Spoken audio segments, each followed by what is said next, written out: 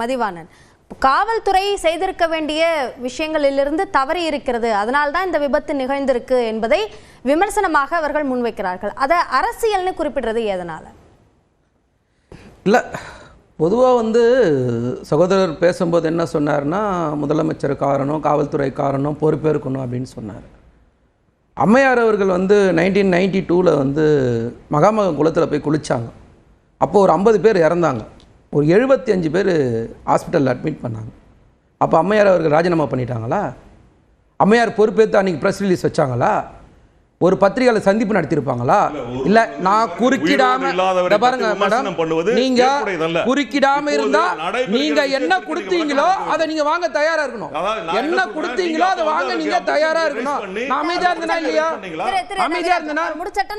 அமைதியா இருந்தல, அதேதான் அமைதியா இருக்கணும். நான் என்ன கேட்கறேன்னா, அன்னைக்கு அம்மையார் பிரஸ் ரிலீஸ் சந்திச்சாங்களா? பிரஸ் சந்திச்சாங்க, பதில் சொல்லுங்க. அவர் டர்ன் வரும்போது அன்னைக்கு யார் சந்திச்சா சொல்லுங்க. அதையும் அவர் டர்ன் வரும்போது சரி, தூத்துக்குடி துப்பாக்கி சூடு நடக்கும்போது அவங்க பொதுச் செயலாளர் எடப்பாடி அவர் நான் தொலைக்காட்சி பார்த்து தெரிஞ்சுக்கிட்டேன்னு சொன்னார்ல, அன்னைக்கு பத்திரிகையாளர் சந்திப்பு நடைபெற்றதா? யார் அன்னைக்கு சந்திச்சா பத்திரிகையாளரை? சரி, டீலிமிட்டேஷன் அப்போ இல்லை டிமானிட்டேஷன் அப்போ பத்திரிகையாளர் சந்திப்பு யார் சந்திச்சா? அபிஷியல் சந்திச்சாங்களா? இல்லை பிரதமர் முதல் நாள் தான் சொன்னாரு. ஏங்க என்னங்க இவருக்கு பிரச்சனை? நீங்க கேட்டதுக்கு பதில் சொல்றீங்க. கேட்டதுக்கு பதில் சொல்றேன். பாதுகாப்பு நடவடிக்கை எடுக்கப்பட்டதா என்ற கேட்டதுக்கு தான பதில் சொல்றேன். கேட்டது நான் அதுக்கு மட்டும் தான் பதில் சொல்றேன். வாய்க்கு வந்தெல்லாம் பேசிக்கிறவங்க கேட்டுப்பாங்க. நீங்க பேசுறீங்கல்ல, கடந்த கால வரலாறுல பேசிதான் ஆகணும், எல்லாத்தையும் பேசிதான் ஆகணும். நான் சொல்றேன், இப்ப கோவிட் காலத்துல யார் பிரஸ் சந்திச்சா? அபிஷியல் வந்தாங்களா? மினிஸ்டர் வந்தாரா? அப்போ அபிஷியல் சந்திக்கிறதுன்றது ஒரு சாதாரண நடைமுறை. இதையா இவங்க சந்திச்சாங்க? நீங்க தோல்வியோட விளிம்பில தொடர்ச்சியா தொடர் தோல்வி. யாராவது கிடைக்க மாட்டாங்களான்னு ஏங்குறீங்க. இத பாருங்களேன், எனக்கு நான் எவ்வளவு அமைதியா இருந்தேன். ஏதாவது ஒரு சின்ன குறுக்கீடு வந்திருப்பேனா? அதுதான். ஆனா அதிமுக பாஜக கூட்டணி அவர் பேசுறதுக்கெல்லாம் மேடம் ஒரு நிமிஷம் மேடம், என்னோட கேள்வி சார் இது. நான் சேர்த்து சொல்றேன், அவர் சொன்னதுக்கெல்லாம் பதில் சொல்லிட்டு சேர்த்து சொல்றேன். எனக்கு ஒன்றும் பிரச்சனை இல்லை, நான் எல்லாத்துக்கும் பதில் சொல்றேன். சரிங்களா? இப்போ பாதிக்கப்பட்ட இடத்துல முதலமைச்சர் என்ன சொன்னாரு? அரசியல் பேச விரும்பலன்னு சொன்னார். ஆணைய அமைச்சிருக்கோன்னு சொன்னார், வரட்டோன்னு சொல்லியிருக்காரு. இந்த நிமிஷம் வரைக்கும் என்ன சொல்றாரு? எந்த தலைவனும் தான் தொண்டன் இறப்பதை விரும்ப மாட்டான்னு சொல்லி பக்குவப்பட்ட ஒரு அரசியல்வாதி, 50 வருஷம் உழைச்ச ஒரு அரசியல்வாதி, மிசா காலத்தில் ஜெயிலுக்கு போன ஒரு அரசியல்வாதி, இன்னைக்கு இருக்கிற அரசியல்வாதிகளில் யார் இருக்கா அந்த மாதிரி? அவ்வளோ பக்குவத்தோட இந்த நிமிஷம் வரைக்கும் பேசுறாரு அவரு. இந்த நிமிஷம் வரைக்கும் யார் என்ன சொன்னாலும், எதிர்கட்சி சொன்னாலும் கூட்டணி கட்சி சொன்னாலும் யார் சொன்னாலும் பொறுமையா நிதானமா ஒரு தலைவனுக்குரிய பண்போடு பேசுறார். ஆனா எதிர்கட்சி தலைவர் என்ன பேசுறாரு? தாவேகா தலைவர் கூட அந்த மாதிரி பேசியிருக்க மாட்டார். ஒரு நடிகர் வந்தாரு, அந்த நடிகரை பார்க்க ஒரு கூட்டம் வந்தது. நான் கேட்கிறேன், எந்த பொறுப்பும் அந்த நடிகருக்கு இல்லையா? தமிழ்நாட்டில் இதுக்கு முன்னாடி எம்ஜிஆர் பார்க்காததா? இல்லை கேப்டன் விஜயகாந்த் பார்க்காததா? அவங்க எல்லாம் ஒரு அமைப்பு வச்சுருந்தாங்கல்ல. குறைந்தபட்ச மாநில நிர்வாகம்னு ஒன்று இருந்ததில்ல, மாவட்ட நிர்வாகம்னு ஒன்று வச்சுருந்தாங்கல்ல, ஒன்றிய நகரம் கிளை வார்டு வரைக்கும் ஒரு அமைப்பு வச்சுருந்தாங்கல்ல, அணிகள் இளைஞரணி, மாணவரணி, மகளிரணி, தொண்டரணி, தொழிலாளரணி எல்லாம் வச்சுருந்தாங்கல்ல. இங்கே எங்கங்க எதுக்குமே பதில் சொல்ல மாட்டார் அவர். எல்லாத்துக்கும் நாங்கள் பதில் சொல்லணுன்றீங்க, நாங்கள் தான் பதில் சொல்லிட்டு இருக்கோம். சோசியல் மீடியான்னு ஒரு இடத்துல வச்சுக்கிட்டு இன்டர்நெட் ஃப்ரீயாக இருக்குதுன்ற பேரில் என்ன வேணா கருத்து சொன்னால் அப்போ அஃபீஷியல் பேச மாட்டாங்களா? ஒரு அரசாங்கம் அதை நிவர்த்தி பண்ண வேண்டிய அரசாங்கத்துடைய கடமை இல்லையா? அரசாங்கம் அதுதானே செஞ்சுது. வாண்டடா நாங்களா பிரஸ் ரிலீஸ் வச்சோம்? என்ன நடந்தது சோசியல் மீடியாவில் அதை நம்ம பார்க்கணுமா இல்லையா? அஃபீஷியல்ஸ் பிரஸ்ஸை சந்திக்கிறது ஒரு சாதாரண நடைமுறை. இதுதான் யதார்த்தமாக நடந்தது. இதை பாஜக ஒரு அரசியல் பண்ணும், அதிமுக ஒரு அரசியல் பண்ணும், எடப்பாடி பழனிசாமி ஒரு அரசியல் பண்ணுவார். நீங்க இந்த மாதிரி தப்பா அரசியல் பண்ணதுனால தான் ஆள் சேர்ப்பதற்கான அசைன்மென்ட்டை எடப்பாடி பழனிசாமி கிட்ட பாஜக கொடுத்திருக்குன்னு முதலமைச்சர் சொன்னார்ல, அதுவும் அரசியல் தானே சார்? அதுதான் நான் வரேன். இப்போ நாங்க சம்பந்தத்தை பற்றி பிரச்சனையை பத்தி நாங்க அரசியல் பேசல. ஆனா பிரச்சனையை அரசியல் பேசுறது எடப்பாடி பழனிசாமியும் பாஜகவும். ஆனா ஒரு எதிர்க்கட்சி தலைவர் பொறுப்பான பதவியில் இருந்துகிட்டு என்ன பேசுறாருன்னு கேட்கிறார். அபிஷியல்ஸ் எப்படி பிரஸ் சந்திக்கலாம்னு கேட்கிறாரு. அது சரியான கேள்வியா இருந்தா எங்களோட கேள்வி. அப்ப இதுக்கெல்லாம் என்ன கணக்குன்னு கேட்கிறேன். இதை கணக்கு சொல்லுங்க, அந்த கணக்கு தீர்த்துருவோம். ஏதாவது ஒரு ஸ்டாண்டுக்கு வாங்க. இவர் என்ன சொல்றாரு, செயல்படலன்றாரு. இப்ப என்னோட கேள்வி, அது எப்படி 45 நிமிஷத்துல அங்க அவர் வந்தார், 1.5 மணி நேரத்துல எப்படி இவர் வந்தார், அந்த அமைச்சர் எப்படி வந்தார், இவங்க கேள்வி கேட்டவங்க யாரு? அதே இதே வாய்ங்க தான் கேட்டுச்சு. வேலை செஞ்சது எப்படி வேகமா வந்து கேட்ட வாயும் இதே வாய் தான். ஏன் இப்ப வேகமா போலன்னு கேட்கிற வாயும் இதே வாய் தான். முதல்ல இவங்க ஒரு ஸ்டாண்டுக்கு வரணும்.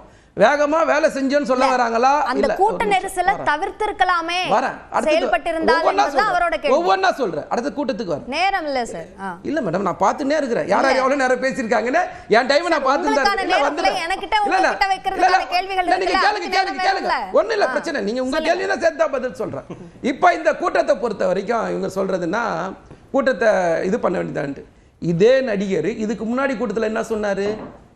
எங்களுக்கு அனுமதி தர மாட்டாங்க, எங்களுக்கு பார்த்தா பயமா இருக்குதா. பேசுறது இதே நடிகர் தானே. இப்ப கேன்சல் பண்ணா நீங்க என்ன சொல்லுவீங்க? ஏன் கேன்சல் பண்ணிட்டீங்கன்னு இதே வாய் தான் அப்பவும் பேசும். ஏதாவது ஒரு ஸ்டாண்டுக்கு வரணும். ரெண்டாவது, கூட்டம் போட்ட அனுபவம் இருக்கணும். அந்த நடிகருக்கு அந்த அனுபவமும் கிடையாது. நீங்க வெளிப்படையா பார்த்துக்கணும். எங்க வேணா கூட்டம் போட முடியாது. பொதுக்கூட்டத்துக்கு ஒரு ஸ்பாட் இருக்கும். அரசியல் கட்சி நடத்தணுங்களுக்கு அது தெரியும். தெருமுனை கூட்டத்துக்கு ஒரு ஸ்பாட் இருக்கும். ரோட் ஷோக்குன்னு ஒரு ஸ்பாட் இருக்கும். மாநாடுக்குன்னு ஒரு ஸ்பாட் இருக்கும். உங்க இஷ்டத்துக்குலாம் போயிட்டு எனக்கு ஆசையா இருக்குதுன்னு சொல்லிட்டு சென்னை அண்ணா சாலையில் அண்ணா சாலை பக்கத்தில் ஒரு தலைவரை கூட்டணும்னு சொல்லி கூட்டம் போட முடியாது. அது என்னங்க இவருக்கு பிரச்சனை? எவ்வளவு அமைதியாங்க சொல்லுங்க. அப்படிலாம் போட முடியாது. அதை என்ன பண்ணுவாங்கன்னா, ஒவ்வொரு எலெக்ஷன் முடிஞ்சதுக்கு அப்புறம் கலெக்டர் தலைமையில் கூட்டம் போடுவாங்க. அனைத்து கட்சி கூட்டம் போடுவாங்க. கூட்டத்தை போட்டு அந்த கூட்டத்தில் போன இடத்துல எங்க கூட்டம் இருந்து, எந்த இடத்துல டிராஃபிக் ஜாம் ஆச்சு, எங்க மக்களுக்கு பிரச்சனை இல்லை அப்படின்னு ஒவ்வொரு அரசியல் கட்சி மாவட்ட செயலாளரையும் அந்த ஏரியா முக்கியஸ்தரை கூப்பிட்டு பேசுவாங்க. அங்கீகரிக்கப்பட்ட கட்சி யாரை வேணா கூப்பிட்டு செக் பண்ண சொல்லுங்க. அந்த அனுபவம் இல்லாத அரசியல்வாதி அவர் விஜய் அப்படின்றத சொல்றீங்க. அப்ப காவல்துறை எது சரியான இடம் என்பதை பார்த்து தானே அனுமதி கொடுத்திருக்கணும். இருக்கிற இடத்தை தான் கொடுக்க முடியும், நம்ம இஷ்டத்துக்கு இடம் கொடுக்க முடியாது. நல்லா தயவு செஞ்சு புரிஞ்சுக்கணும். அதுக்கு தான் இந்த வார்த்தையை நான் சொன்னேன். கலெக்டர் கூட்டம் போட்டு ஸ்பாட்டை ஃபிக்ஸ் பண்ணுவாங்க. நீங்க எங்க வேணா போய் கேளுங்க, நான் சொல்றது தப்பா சரியான்னு. அந்த ஸ்பாட்ல ஒரு ஸ்பாட் தான் கொடுப்பாங்க. நமக்கு வேணுன்றதுல ஸ்பாட் போடவே முடியாது. அது முதல்ல தெரியணும், அது தெரிஞ்சுக்கணும். அது அரசியல் கட்சியில நிர்வாகத்தில் ஒரு மாவட்ட செயலாளரோ இல்ல ஒன்றிய செயலாளர் அரசியல் இருந்தால் தான் தெரியும். சரி, 19 வளம் தெரியாது. நீங்க இன்னைக்கு கூட்டணிக்கு ஆள் இல்லாம 14 தோல்வியை தொடர்ச்சியா வெற்றி பெற்ற சம்பந்தமே இல்ல. அடை முதலமைச்சர் சொன்னாரு. இப்ப நீங்க என்ன கேள்வி கேட்டீங்க? சம்பந்தம் இல்ல மேடம், நீங்க என்ன கேட்டீங்க? கூட்டணி சேர்க்கிறது அஜெண்டா எடப்பாடி கிட்ட கொடுத்திருக்க நடந்த பிரச்சனை கேள்வி கேட்டீங்க. அதுதானே இப்ப பதில் சொல்லணும். இல்ல திமுக அரசியல் பண்ணல. என்னங்க இருக்கு பிரச்சனை? எனக்கு சிரிப்பு வருது. கொஞ்சம் தேவையே இல்லாதது. மக்களுக்கு இழைக்கப்பட்ட அநீதியை பத்தி பேசிட்டு இருக்கோம். இருங்க, மக்கள் சிரிச்சிருவாங்க. பாத்து கொஞ்சம் மக்கள் உங்களை பார்த்தா சிரிப்பாங்க. முடிவு பண்றாங்க. அதுதான் மக்கள் உங்களை தொடர்ச்சியா உட்கார வச்சிருக்காங்க ஓரமா. சரிங்களா? 10 வருஷம் கழிச்சு வேற 20% கட்சிங்க அது. அதுக்கு மேல இந்த வாட்டி எதிர்க்கட்சி கூட இல்லாம அவதல்ல பாருங்க. எடப்பாடி பழனிசாமி நான் வரேன். திரு மதிவாணன், என்னோட கேள்வி என்னன்னா, இந்த விமர்சனங்கள், குற்றச்சாட்டுகள், சந்தேகங்கள் எழுப்பப்படுவது எல்லாமே அரசியல் என்று சொல்லப்படுவது ஏன் அப்படின்றதா என்னோட கேள்வி. இப்போ எடப்பாடி பழனிசாமி முதல் நாள் என்ன பேசினார்? அதே வீடியோ எடுத்து பாருங்க. முதல் நாள்ல இருந்து ஒரு இடத்துலையும் அவர் தாவேகா மேல தப்பு இருக்குதுன்னு பேசல. அப்ப அவங்களுக்கு பொறுப்பே இல்லை. இப்போ நானே ஒரு மாநாடு நடத்துறேங்க, இல்லை நானே ஒரு ஃபங்க்ஷன் கூப்பிடுறேன், 10 பேரை வாங்கன்னு சொல்லி வராங்க, ஒரு இஷ்யூ ஆச்சு, யாருங்க கேள்வி கேட்பாங்க? என்ன தானே கேட்பாங்க? எனக்கு ஒண்ணுமே சம்பந்தம் இல்லைன்னு அந்த நடிகர் வீட்டில் உட்காந்து பேசிட்டு இருக்காரு. அதை பத்தி கேட்க மாட்டாரு எதிர்கட்சி தலைவர். ஏன் அந்த கேள்வி அவர் கேட்க மாட்டாரா? என்னங்க இவருக்கு பிரச்சனை? அடுத்த லைன் ஒரு அடி கூட அவர் பேச மாட்டாரு. எல்லா லைனுக்கு நான் கமெண்ட் ரன்னிங் கமெண்ட் பண்ணுவேன். அது பரவாயில்ல, அவர் பேச சொல்லுங்க. இல்ல இப்போ அதனால அவர் என்னன்னா, தோல்வியை தொடர்ச்சியா அனுபவிச்சதுனால யாராவது வரமாட்டாங்களா? அவரும் பாவம் ஒரு 10 வருஷமா சொல்லிட்டு இருக்காரு, மெகா கூட்டணி அமைப்பேன், மெகா கூட்டணி அமைப்பேன், மெகா கூட்டணி. ஒருத்தரும் அவரை நம்பி வர மாட்டாங்க. 1% ஓட்டு கூட அவங்கள யாரும் நம்பி வர மாட்டாங்க. அதோட விளைவு என்னன்னா, அவர் ஒரு மாதிரி ஆயிட்டாரு. அதனால என்ன பண்ண, போற இடத்துல வருவாங்கன்னு சொல்லிட்டு இருக்காரு தவிர அவர் நம்பி யாரும் வரமாட்டாங்க. தமிழ்நாட்டு மக்கள் அவரை நம்ப மாட்டாங்க. அவருக்கு திரும்ப எதிர்கட்சி தலைவர் பதவி இருக்காது. ஓகே. திரு ராமசாமி மெய்யப்பன், தொடர்ந்து விஜய்க்கான ஆதரவு அளிப்பதன் மூலமாக கூட்டணிக்கான காய் நகர்த்தலாக அதனை பாஜக செய்கிறது என்ற குற்றச்சாட்டு தொடர்ந்து முன்வைக்கப்படுகிறது. உங்களுடைய பதில் என்ன? மன்னிக்கவும், பாரத மன்னருக்கும் தமிழ் மக்களுக்கும் முதற்கண் வணக்கங்கள். மன்னிக்கவும், அந்த மாதிரி ஒரு சிந்தனை இந்த காலகட்டத்தில் சரியல்ல அப்படின்னு ஒரு அரசியல் கட்சி தலைவர் சொல்லிட்டு, அதே அவரும் அரசியல் பேசினார்கள், அவர் சார்ந்தவர்களும் அரசியல் பேசுகிறார்கள் என்றால் என்ன வருத்தமிக்கமான காலகட்டத்தில் நாம் இருக்கிறோம் அப்படின்னு பார்க்க வேண்டியதற்கான அவசியம் இருக்கு. ஒன்றும் இல்லை, ஒரு சிம்பிளான குரல்